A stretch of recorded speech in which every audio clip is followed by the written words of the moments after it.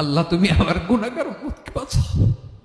এই দুনিয়ার বুকে রব্বুল আলামিন সব নবীকে একটা করে দাওয়া মুস্তাজাবা দিয়েছেন, মানে যে দোয়া করলে কবুল হয়ে যায় সাথে সাথেই। দুনিয়ার সব নবীরা ওই দোয়াটা দুনিয়ায় করে ফেলেছে। বিশ্বনবী বলবেন, আল্লাহ ওই স্পেশাল দোয়াটা দুনিয়াতে করি নাই, আজকে আমি তোমার দরবারে দাঁড়িয়ে কিয়ামতের দিন ওই দোয়াটা করছি। আল্লাহ আমার যে উম্মতের হৃদয়ে যাররা পরিমাণ ঈমান আছে, আমার একটা উম্মতকেও তুমি জাহান্নামে ঢুকাতে পারবা না।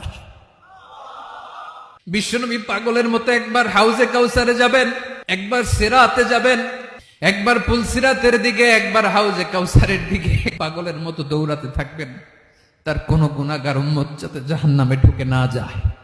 উম্মতি বিশ্বনবী আমার জন্য কাঁদবেন, আপনার জন্য কাঁদবেন, আমাদের জন্য সেদিন কেঁদে কেঁদে জাহান্নামের দরজায় দাঁড়িয়ে আমাদেরকে টেনে টেনে জান্নাতে ঢুকাবেন।